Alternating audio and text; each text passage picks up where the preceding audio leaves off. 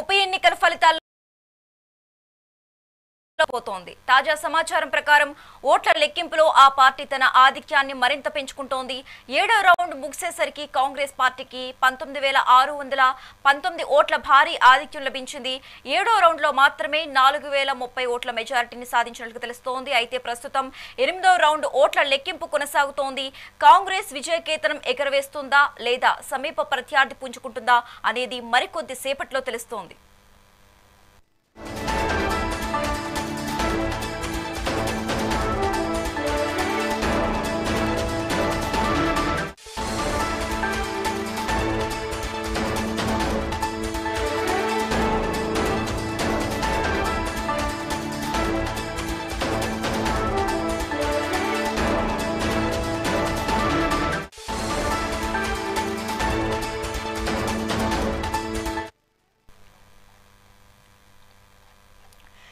జూబ్లీహిల్స్ ఉప ఎన్నిక కౌంటింగ్ హోరాహోరీ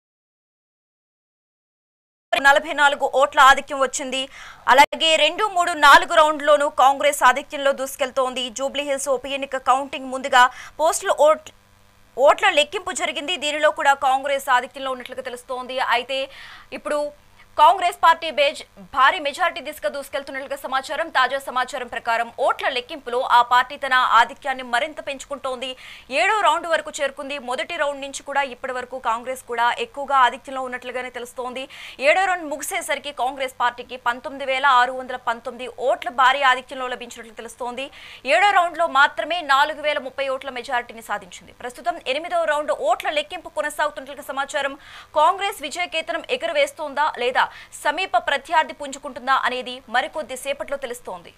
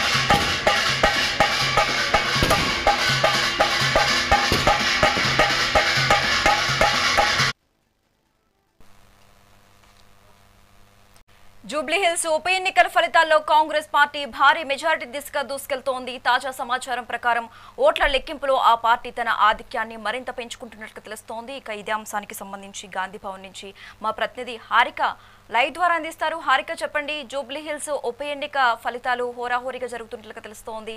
మరోవైపు కాంగ్రెస్ పార్టీ భారీ మెజారిటీ దిశగా దూసుకెళ్తుంది, సంబరాలు చేసుకుంటున్నారు. దీనికి సంబంధించి పూర్తి డీటెయిల్స్ ఇవ్వండి.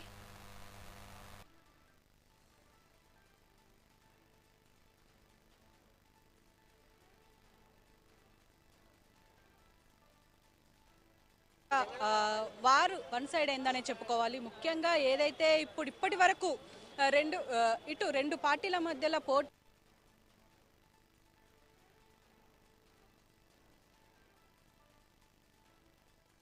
అనుకుంటూ ముగిసేసరికి పూర్తి సైడ్ అయిపోయింది. ఏదైతే ఈ కాంగ్రెస్ కి సంబంధించి అభ్యర్థి నవీన్ యాదవ్ కి దాదాపు 7వ రౌండ్ ముగిసేసరికి అదోని ఒక అటు ఆఫీస్ దగ్గర నవీన్ యాదవ్ గూడలో ఉంటారు, యూసుఫ్ గూడలోకి సంబంధించిన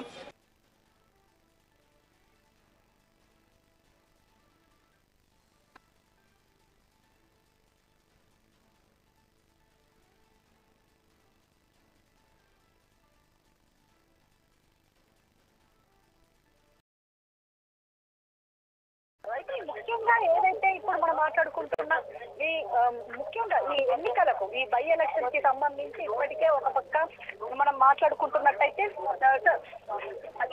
ఇప్పుడు మనతో పాటు మాట్లాడడానికి సార్ ఉన్నారు. సార్, మీరు చెప్పండి, ఇప్పుడు నవీన్ యాదవ్ భారీ మెజారిటీతో ఇప్పుడు 7వ రౌండ్ ముగిసింది, 20,000 ఓట్ల దగ్గర దాకా ఆధిక్యంలో ఉన్నారు. ఏం చెప్పాలనుకుంటున్నారు? ప్రజలు 30,000 పైసలకు ఇవాళ ప్రజాప్రభుత్వాన్ని ఆశీర్వదించారు. మరి కేటీఆర్ గారు ఈ ఎన్నికలను రెఫరెండంగా భావించాలని చెప్తే మరి కాంగ్రెస్ ప్రభుత్వం రేవంత్ రెడ్డి గారి ప్రజాప్రభుత్వం యాక్సెప్ట్ చేశారు. ఇవాళ రేవంత్ రెడ్డి గారు అందిస్తున్నటువంటి సంక్షేమ అభివృద్ధి పథకాలు ప్రజలు మద్దతు ఇచ్చి భారీ మెజార్టీ దిశగా ఈరోజు మనం రిజల్ట్ ఏదేమైనప్పటికీ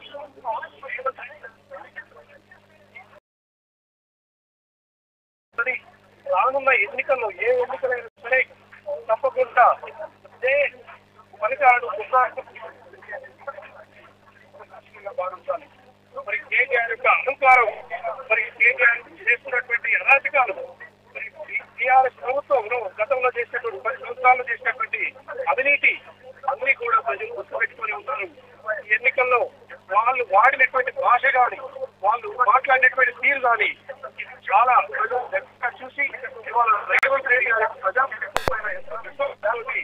మరి వాళ్ళు ఎన్ని రకాలుగా ప్రయత్నాలు చేసినా కూడా ఒక 5 ముందుంచి సెంటిమెంట్ డ్రా చేసుకోవాలనే ప్రయత్నం చేసినప్పటికీ కూడా వాళ్ళు నిజంగా రేవంత్ రెడ్డి గారు ఎంత కష్టపడుతున్నారు, ఆయన అందిస్తున్న సంక్షేమ పథకాలు ఏంటి అని చెప్పేసి కాబట్టి ఈ రిజల్ట్స్ దానికి నిదర్శనం అని చెప్పి అంటే జనరల్ గా ఇంతవరకు ఇటు నవీన్ యాదవ్ కి సంబంధించి అంటే అభ్యర్థి నిలబెట్టినప్పటి నుంచి బ్యాక్గ్రౌండ్ ఉంది, అదే దాన్ని ఎక్కువగా ఎలివేట్ చేసే ప్రయత్నం చేశారు. మరి దీని గురించి తెలుసుకోండి. నిజంగా నవీన్ యాదవే జూబ్లీహిల్స్ ఉప ఎన్నిక కౌంటింగ్ హోరాహోరీగా కొనసాగుతోంది. తొలి రౌండ్ నుంచి కూడా ఇప్పటి వరకు 7 రౌండ్స్ కంప్లీట్ అయ్యాయి. ఈ 7 రౌండ్స్ లో కూడా కాంగ్రెస్ పార్టీయే భారీ మెజారిటీ దిశగా దూసుకెళ్తున్నట్లుగా తెలుస్తోంది. ఇక ఇదే అంశానికి సంబంధించి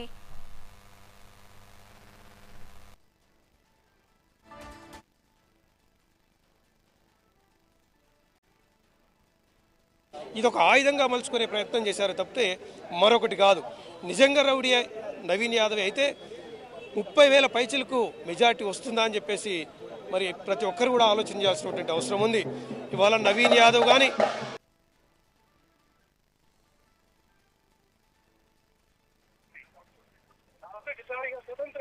చరణ్ యాదవ్ కానీ ప్రజలకు అండగా నిలబడ్డాడు.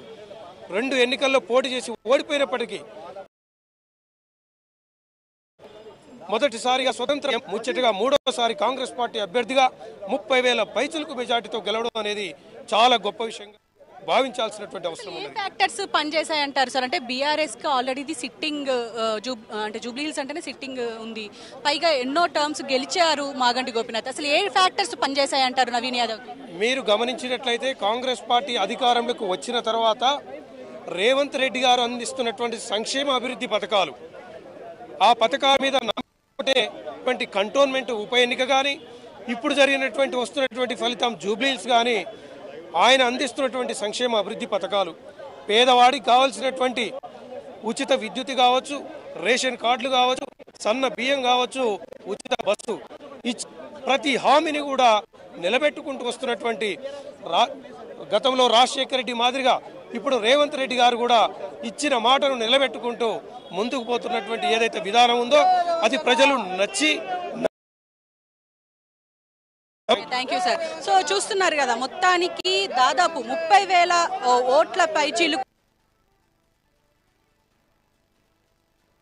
మిగతా అన్ని రౌండ్స్ లో నవీన్ యాదవ్ ముందంటలో ఉండటంతో పాటు ఇటు పక్క చూసుకుంటే కూడా దాదాపు 30,000 అని చెప్పేసి ఫిక్స్ అయిపోయారు. అంటే ప్రస్తుతం 8వ రౌండ్ నడుస్తున్నప్పటికీ ఇక్కడ గాంధీ భవన్ లో మాత్రం ఇక్కడ సంబరాలు మాత్రం కొనసాగుతూనే ఉన్నాయి. వ్యతిరేక ముఖ్యంగా ఇక్కడ సీనియర్ ఉన్నారు. సార్ మీరు చెప్పండి, ఇప్పుడు ప్రస్తుతం నవీన్ యాదవ్ ఇప్పుడు లీడ్ లో ఉన్నారు, ఎలా చూడబోతున్నారు? అంటే ఎంత మెజారిటీ ఎక్స్పెక్ట్ చేస్తున్నారు? ఇంకా 8, 9, 10 ఉన్నాయి కాబట్టి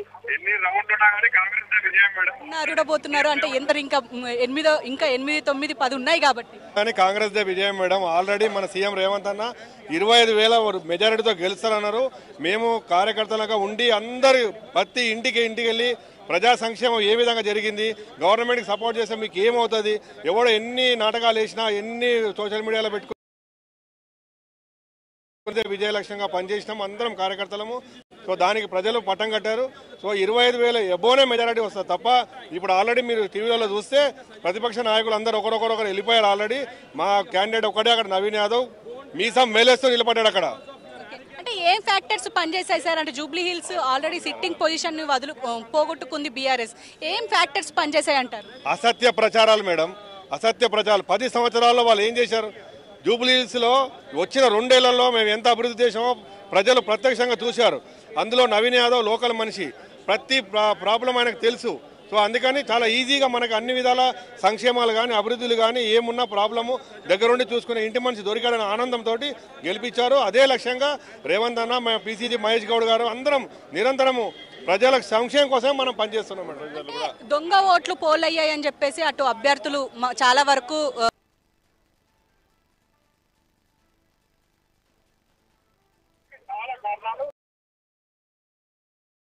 కారణాలు ఎత్తుకుతుంటారు మేడం.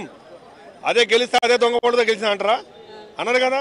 సో ఓడిపోయే వాళ్ళకి చాలా కారణాలు ఎత్తుకుంటా ఉంటారు, అందులో ఇది ఒకటి పాట అంతే. అప్పట్లో 5 ఉప ఎన్నికలు జరిగాయి మేడం.